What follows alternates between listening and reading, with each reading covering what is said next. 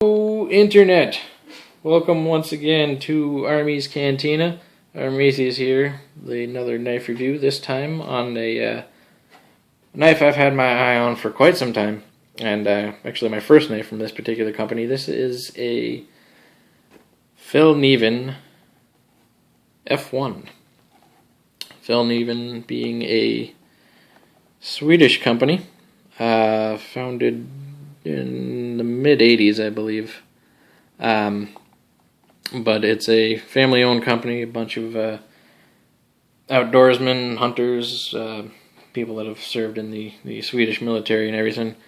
Then they all love knives, so they got together and they started designing some really wonderful and well sought after outdoor knives, knives for, you know, campers and hunters and the military as well. Actually, this particular model here, the F1, is standard issue equipment for pilots in the Swedish Air Force. Everybody gets one of them.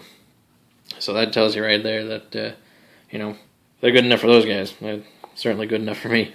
But so a Swedish company, knives are actually made in Japan due to their choice of steel. They use a Japanese-made steel, a VG10 in this particular model. And it's my understanding that the Japanese don't really care to part with their steel, their secrets, their technologies, whatever. So companies that want knives made out of a Japanese-made steel are pretty much forced to have them made over there. They don't want to lose their livelihood, I guess. I don't know. They won't export any steel or whatever. Everything's got to be made over there. So that is why these particular ones are made in Japan, because that was the steel they wanted to use, and that was the agreement that they had to come to with the forge over there. So, but that's certainly not a knock on the knife. Japanese make some wonderful steels. ZDP 189, for instance, amazing steel. I have a small Spyderco Dragonfly that's made out of that steel, and it's a nice steel. It holds a hell of an edge. A really, really, really sharp edge for a good long while. High corrosion resistance. Just a wonderful steel.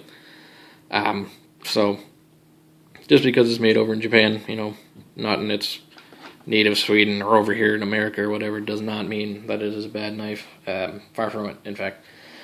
So I'll get this box out of the way here and get on with the review. Now, this model, and I think most of their models these days actually come in either a full leather cover sheath, where you'd have the blade here, and then there's a flap that comes up and over and covers the entire knife, or a Zytel sheath like this one.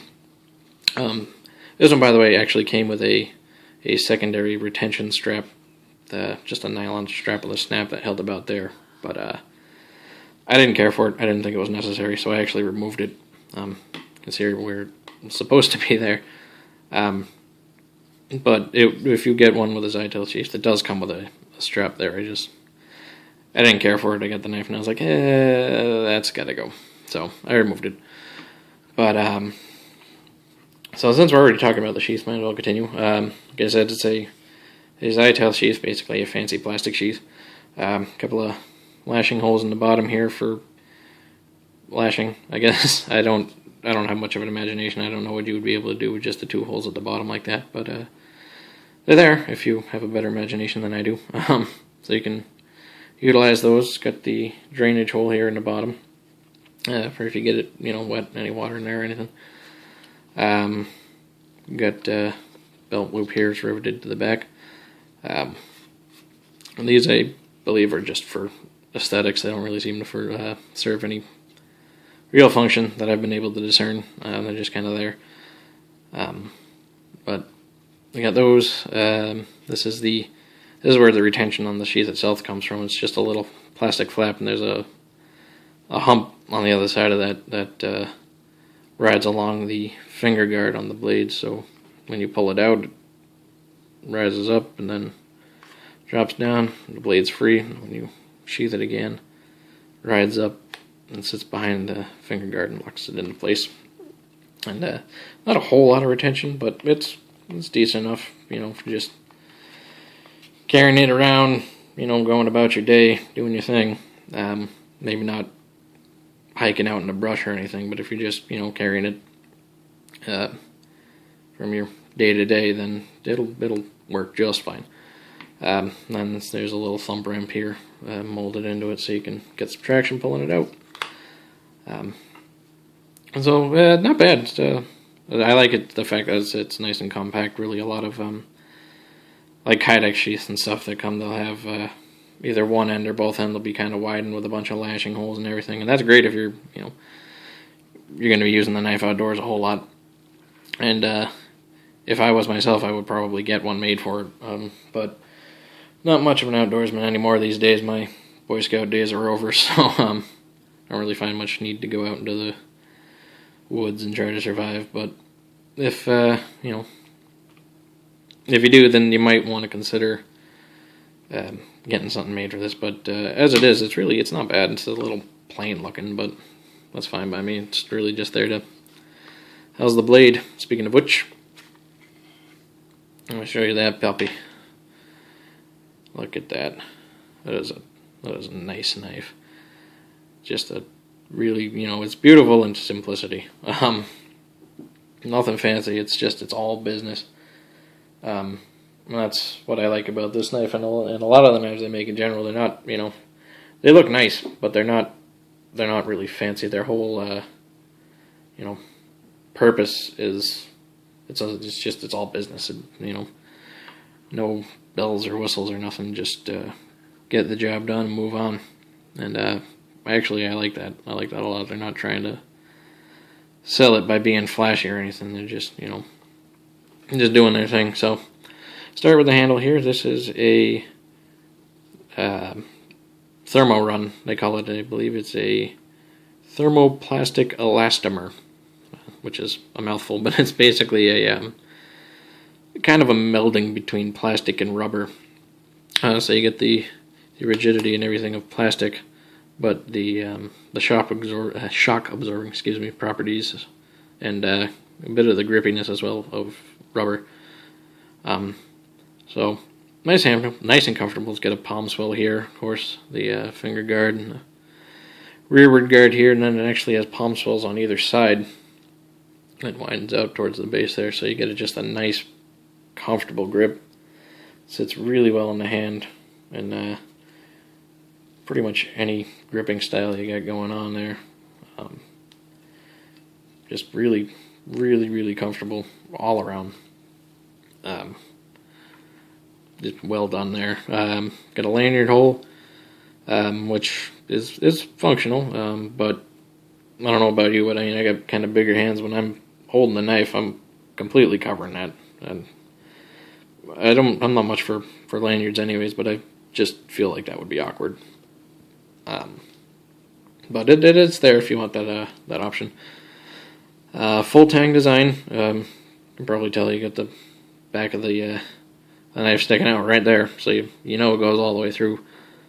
And that's useful for, you know, if you're hammering down tent stakes or whatever. It gives you a nice hard surface to, you know, pound on and get that done, rather than making your handle take all the stress and possibly cracking that or whatever. Steel is obviously quite a bit tougher than and this is, so it's a nice feature there. And then you get to the blade here, which is just, oh, look at that. That is gorgeous. This is a Laminated VG10 steel.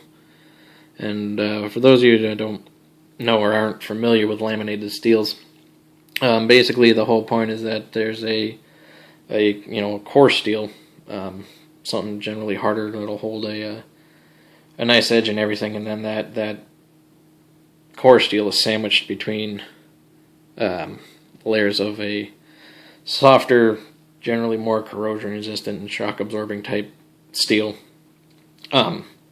So you get the result is an extremely tough knife that will hold a wonderful edge and can still take a lot of abuse due to the shock absorbing properties of the softer shell steel. And this one I believe uses 420 JS for the shell, and then VG10 for the core and the cutting edge. It's probably hard to see on the camera here because it's kind of faint, but there is a lamination line towards the bottom here. Starts right about at the end of this little cutout there. It goes all the way up and around to the tip on both sides. You can see it a little better on this side here. And that's where the core steel and the shell steel meet. Are right there. So, and then, as I said at the beginning of the video here, VG10 is a Japanese-made steel, so there you go, made in Japan. But just a nice blade shape to it. It's got plenty of belly and everything. It's thick for what it is. I think this is like a 3.8 inch blade, and that's a pretty thick slab of steel for a short blade. So it can take some punishment between the the size of the blade. It has a convex grind on it rather than a full flat grind, which means even more steel on the blade. So this thing can really take a pounding, from what I understand. I've only had it for a couple of days, so I haven't had a chance to put it through its paces yet. But from what I've read, others' experiences, they've been carrying them for years out in the field and in the service, or just going camping or whatever. And I don't think anybody that I've read has ever had a problem with one breaking on them or whatever.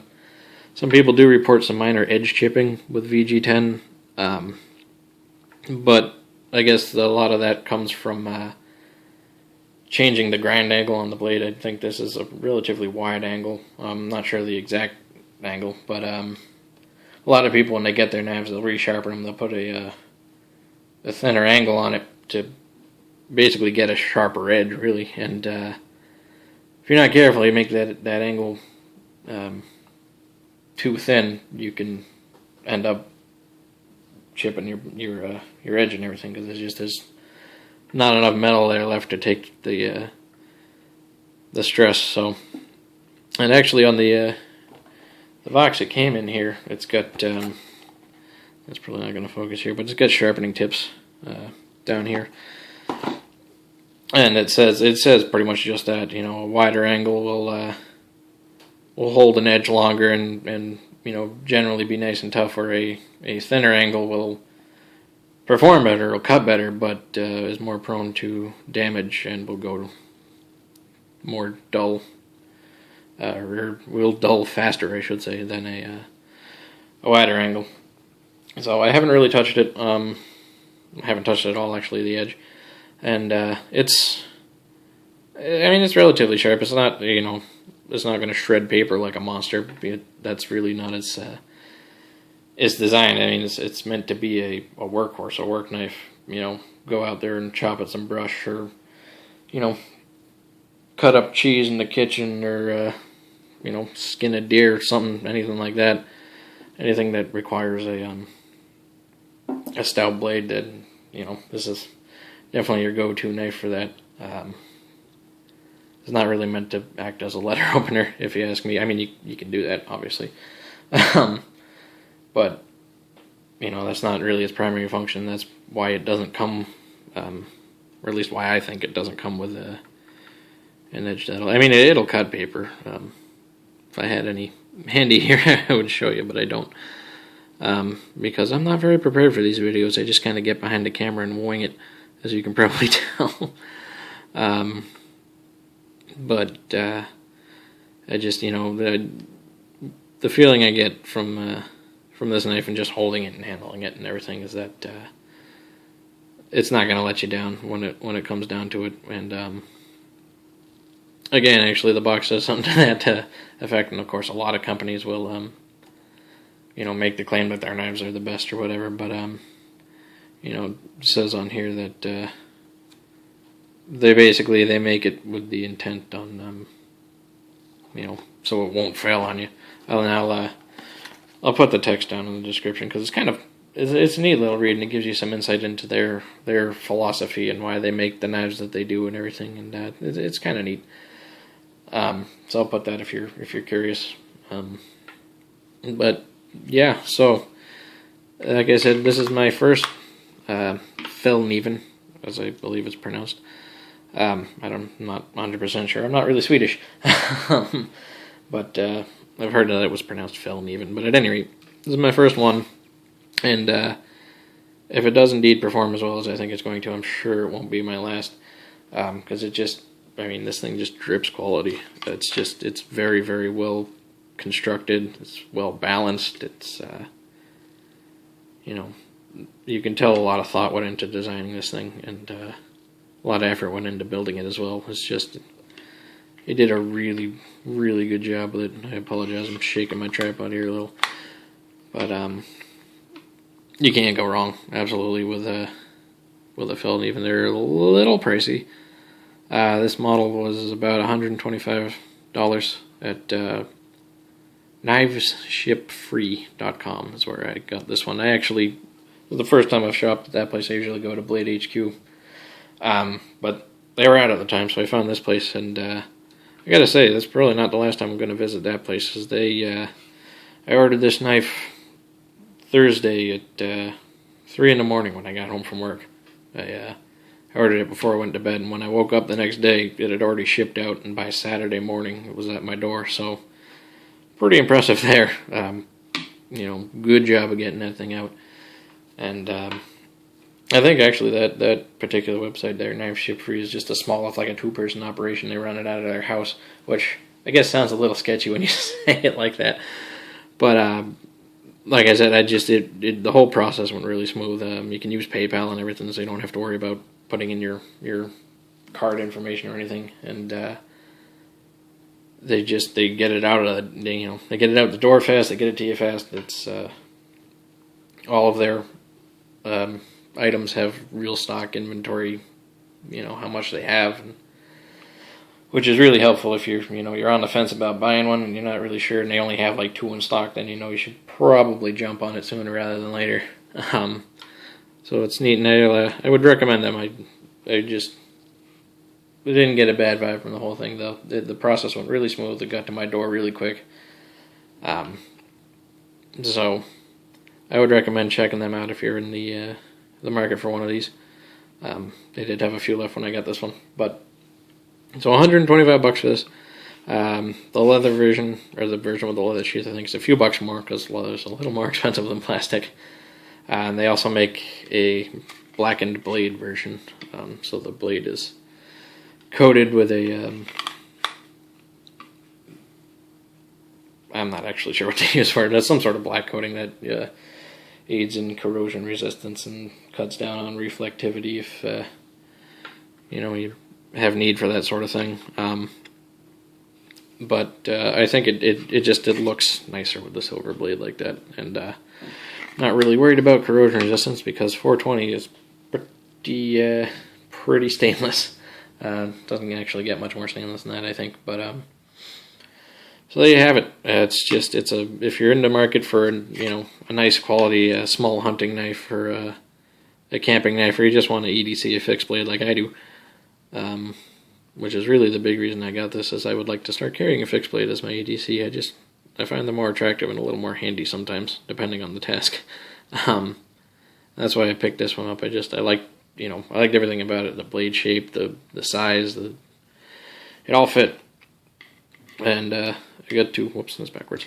I got to try out a knife from a new company at the same time, and which is always exciting. It's always exciting getting a new blade from a company you haven't bought from before, and when it turns out well, like this one did, then it opens up some more options for you. Check out some more of their blades, see what they got, which is always nice. So there you have it. I will stop rambling now and let you go on about your day. Take care, guys. Until next time, Armesius out.